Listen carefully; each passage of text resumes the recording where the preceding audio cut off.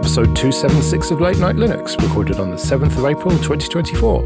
I'm Joe, and with me are Phelan. I'm back. Graham. Good evening. And Will. Hello. That's what you think, Phelan. We've actually replaced you permanently now with someone who hates KDE and loves the cloud. Is it the AI that is taking my place? I hope so. Yeah. So we are recording a little bit early, and I'm going to try and get this one out a little bit early, but we'll see about that. But there's only really one news story to talk about, and that's the XZ Utils backdoor. But before that, some happy news. Hybrid Cloud Show is a new show that is part of the Late Night Linux family. So this is the culmination of a very, very long con to troll Phelan, essentially. I listened to it out of the goodness of my heart to give it a chance. Yeah, and you loved it. I loved every moment. It's brilliant. You should all listen. In fairness, it's very well done, but I honestly couldn't care less anymore about a subject unless it was AI. If you could combine the two of them together, maybe they could talk about AI on the show next time. Yeah. And I definitely would burst into flames. So I'm not on this show, but we've got 4 professionals who work in the area of cloud talking about private cloud, public cloud, and everything in between. That's kind of the catchphrase for it. So it's at hybridcloudshow.com, or it's in the all episodes feed. So if you just search your podcast player for Late Night Linux Family all episodes, then you'll just get everything that we do. And there's actually quite a lot now. Between this show, 2.5 Admins, Linux Matters, Linux After Dark, Linux Dev Time, Hybrid Cloud Show, and Ask the Host once a month. There's quite a lot going on, and I'm pretty busy these days. So do subscribe to that and check out all the great shows that we have. So the news then. There's been a backdoor in XZ Utils. Now, if you want all the technical details for this, I would strongly recommend listening to the Ubuntu Security podcast. We'll link to that in the show notes. Alex did a great job of explaining the whole thing there, so highly recommended. But here's a sort of synopsis of what we know about this. So it was found by a Microsoft employee called Andreas Freund in his free time when he was working on Postgres. And this backdoor was introduced by someone calling themselves Jia Tan. And this person, in quotes, lurked for about 2 years and slowly contributed and gained the trust of the XZ Utils developers. Some sock puppet accounts pressured the dev of XZ Utils, Lassie Collin, to add Jia Tan as a maintainer. And Lassie Collin had some mental health issues. And about a year ago, Jia Tan became a maintainer and recently snuck in a quite sophisticated backdoor which gives SSH access, but only with a specific private key. So it's only exploitable by this Jia Tan person. Now, the backdoor made it into Debian, Unstable, and Testing, and Fedora Rawhide. And it made it into the proposed pocket for Ubuntu 24.04, but not into the actual pre-release. So it's not on the box that I've got running 24.04, thankfully. And it seems to have made it into Windows, which is pretty funny. And it has delayed the Ubuntu 24.04 beta by a week. So that's sort of roughly what we know about this. Did I get anything wrong or miss anything? Maybe the pronunciation. I think it's XZ. No, it's XZ. I don't care what anyone says. I quite like Z. I think I'm going to go with it. It's easier to say. Yeah. You can call it ZFS as well. Yeah. It's so much easier to say. Oh, you've all changed since I've been away. Jeez, 2 weeks. It's all gone to crap. So I've heard 2 takes on this. Either we got incredibly lucky that it was found, or this is classic open source. Because it was all open source, we were able to find it. I would go with both. Yeah. I think we were lucky, fair enough. And, you know, there's quite an amazing community of, what's the nice way to put this? Like, to spot that SSH was running marginally slow, like, apparently, like, not even that much slow, like, not as in you would look at it and go, wow, that's really not working very well, as in tiny amounts slow, and that's weird, and went to the effort of burrowing down on that. And then the email which I'd like to point out, he sent the email with his personal account, so stop giving Microsoft credit for this shit. They just pay him to do something else. Fuck off, this guy did this on his own time. I'm bitter and twist about that, so anyway. But I think the fact that we have people like that in the community that actually have the ability to even look at that stuff and to go back and analyze all this stuff.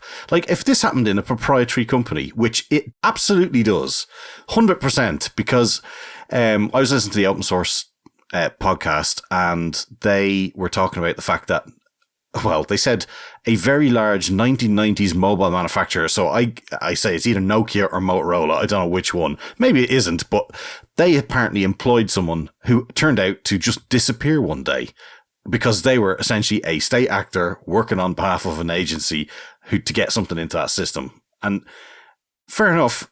Obviously, this can be taken advantage of, but I think the fact that we are able to analyze down to this level is an amazing ability. I mean, yes, it was lucky. A whole lot of stuff happened that was lucky, but I think that's amazing effort.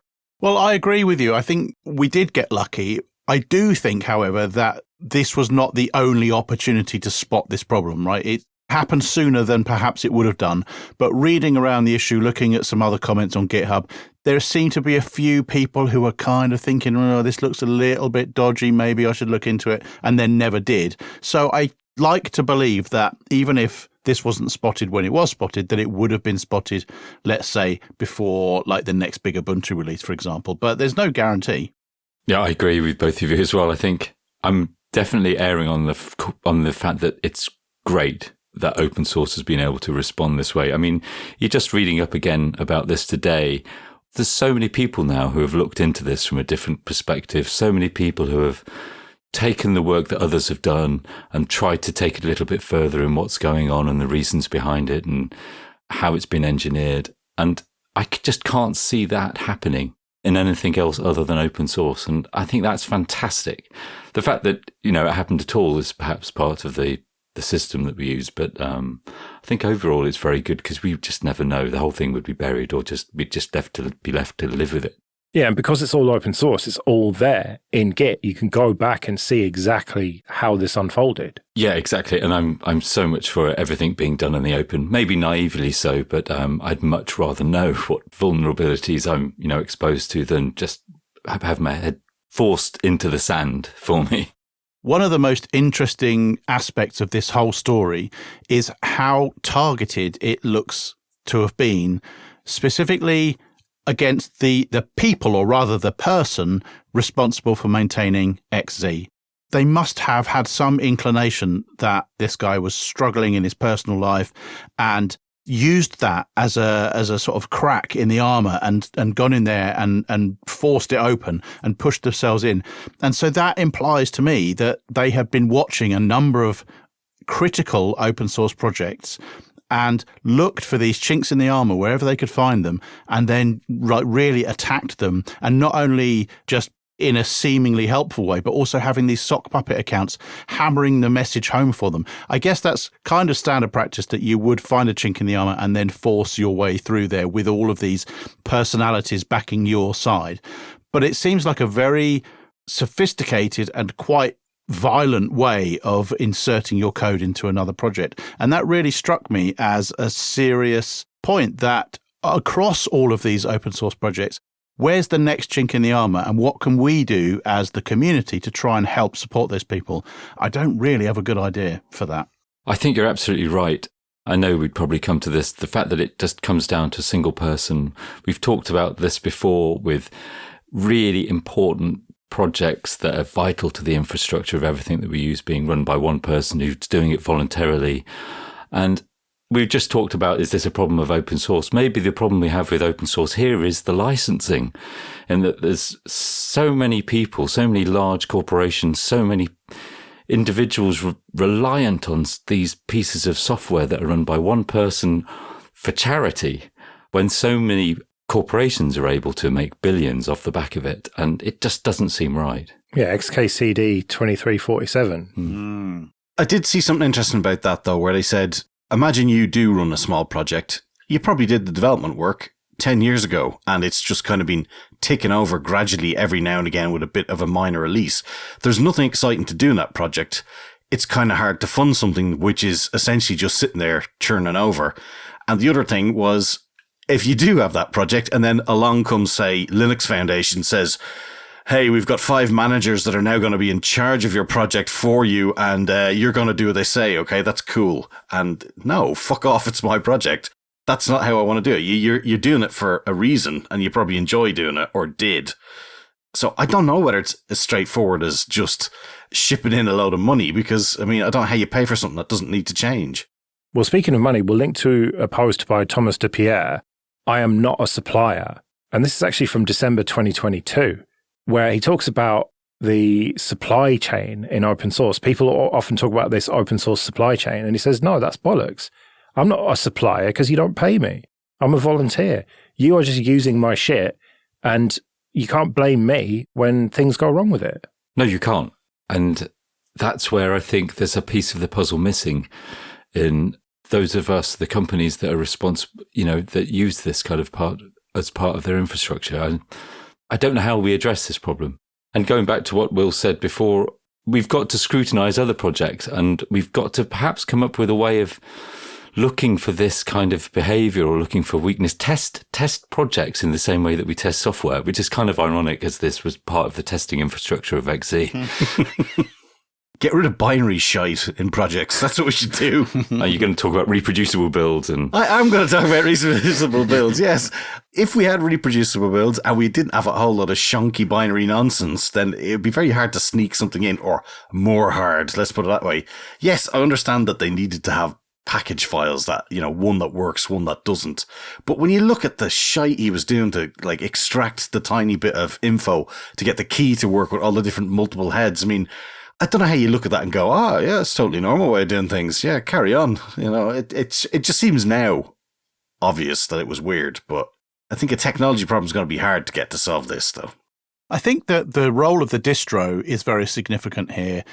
And I know for a fact that Ubuntu put a lot of effort into assisting projects that they depend on by way of patches and pull requests and contributions generally. And I'm sure all the other distros do as well.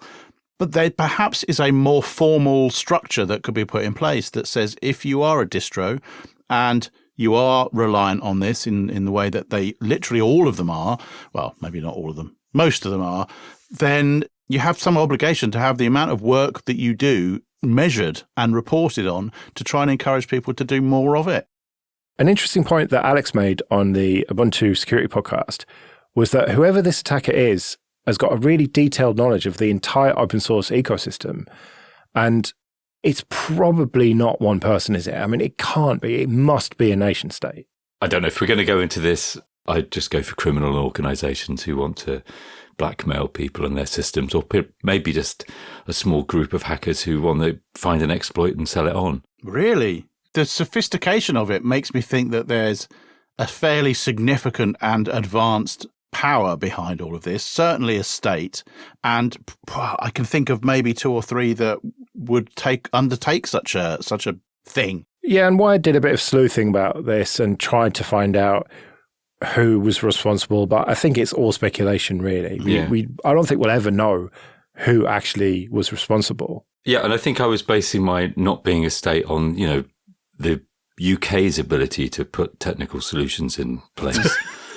What, like the NHS computer system? Yeah, anything. Yeah, well, if it was the UK, we'd probably spend about 3 billion on it and then just scrap it.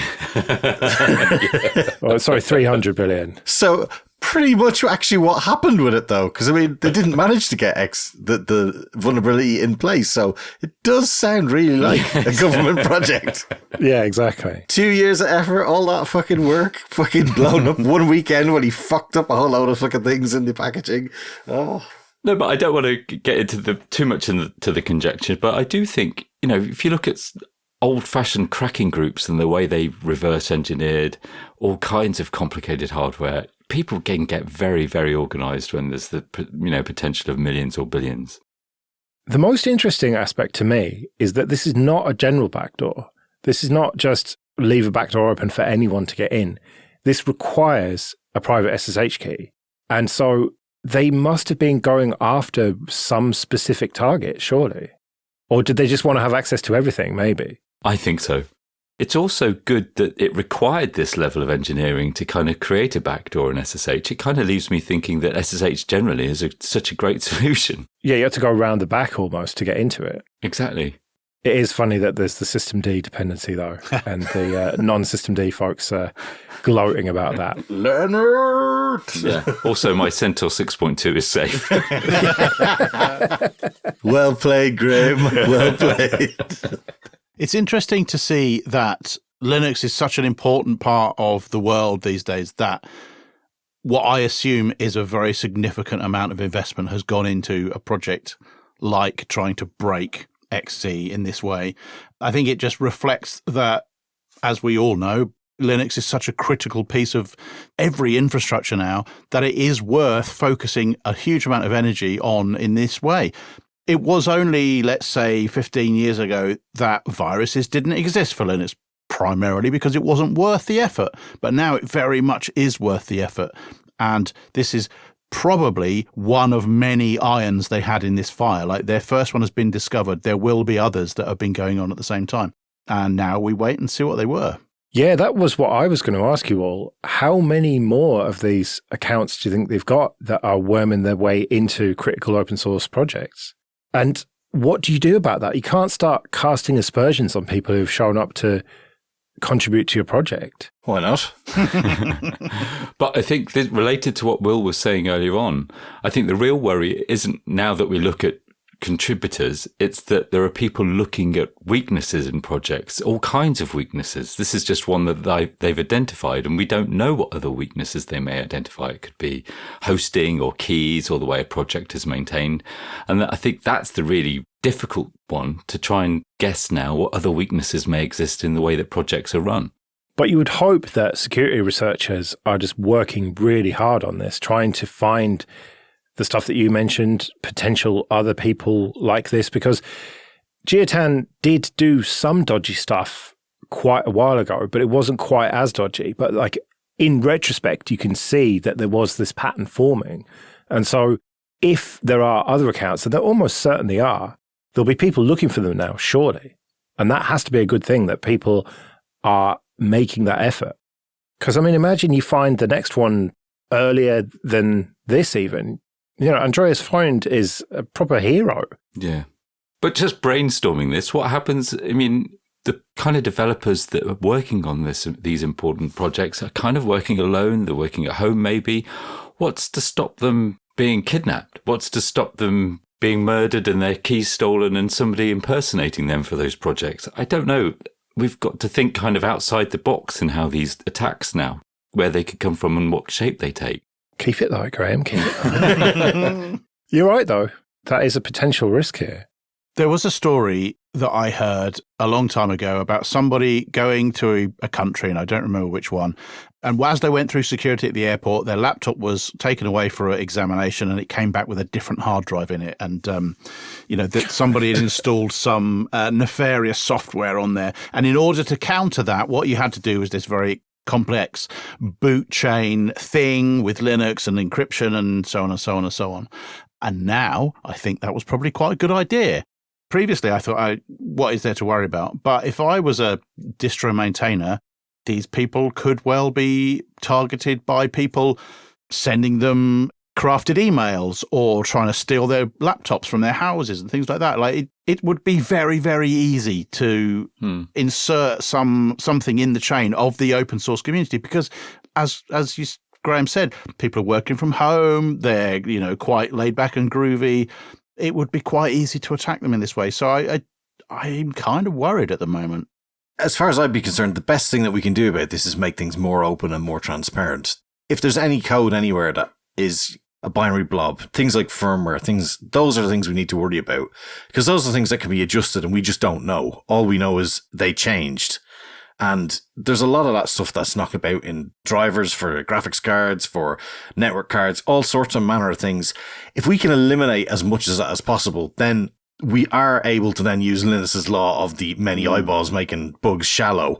But we can't do that if there's a whole lot of a big chunk of fucking machine code somewhere sitting there that somebody says, that just loads a thing. Don't worry about it. It'll be grand. And, there's only one person who knows how that works.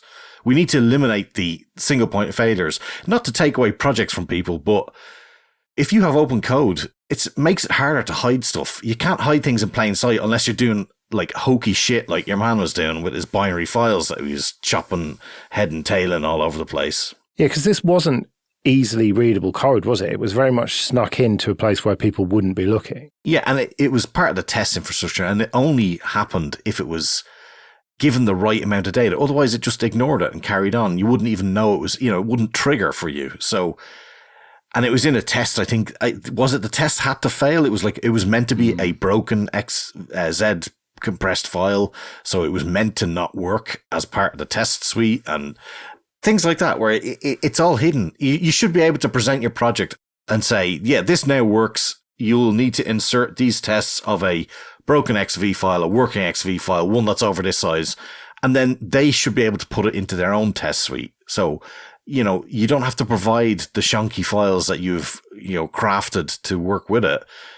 It should be just the instruction of how to do it, and then they can provide their own stuff. So we eliminate every single piece of obscured code. I think the primary goal now is remain vigilant. See something, say something, you mean?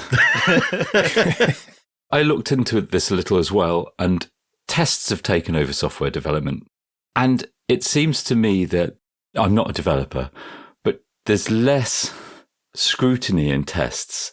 And there's more ways of, this was like chunking 1024 and 2048 bits from the output in a way that you kind of get away with in tests and creating kind of these false sets of data to test certain aspects of it.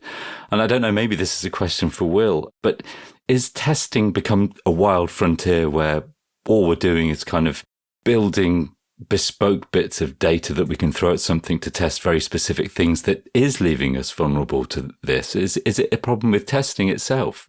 It's an interesting question because a lot of projects like to have a standardized test corpus that you can throw at your project, and everybody's using the same bits of information. And so, you can be relatively happy that if these particular files, which are known to fail in a particular way, continue to fail, that's good. But as you say, and I totally agree with this, that it's got so diffuse now that just throwing another file into a directory and claiming that it's a new test file, I think you're right. I think people just sort of say, oh, yeah, fine, tests, carry on. So what is the answer? Certainly getting rid of things like that is not a great idea. We are absolutely dependent on these kind of crafted files to do a whole bunch of testing. Could they be replaced with something else? Well, yes, probably. Will they be replaced by something anytime soon? I doubt it. I think that it's a lot of effort to go to replace all of those. I don't know the answer to this, really. I can see that it is a problem, though.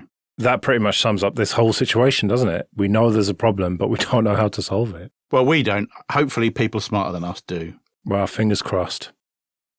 Okay, this episode is sponsored by people who support us with PayPal and Patreon.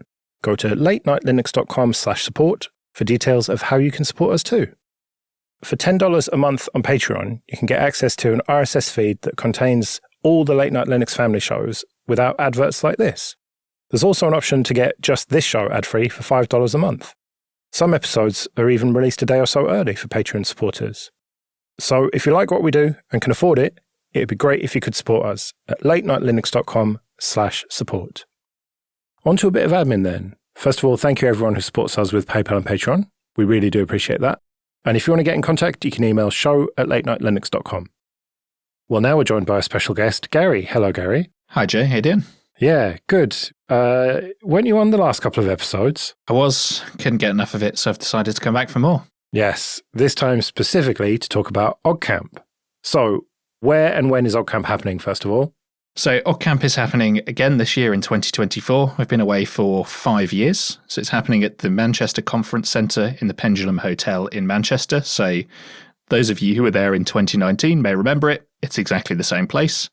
And it's happening on the weekend of the 12th and 13th of October. Right. So what is an OggCamp?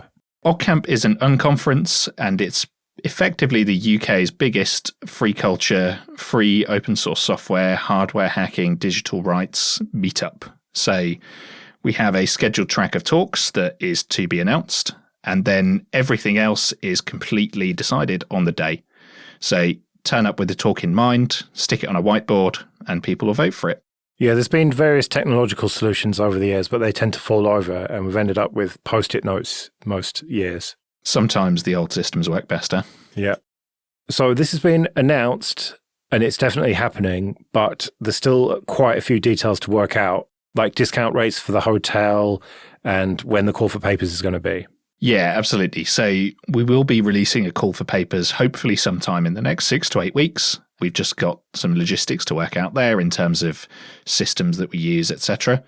And yes, discount code for the hotel, the venue have told us will be available, and we'll release that hopefully alongside tickets as well. And we're very much looking for sponsors for this. Yes, absolutely. So we've several sponsorship tiers this year, ranging from individual sponsor. So if you feel like you can afford a little bit more of the ticket and want to chuck us some money, we've got that, all the way up to pinnacle sponsorship, where you get things on T-shirts and all the rest of it. Details there are available on the OggCamp website, oggcamp.org/sponsors. And you mentioned tickets there.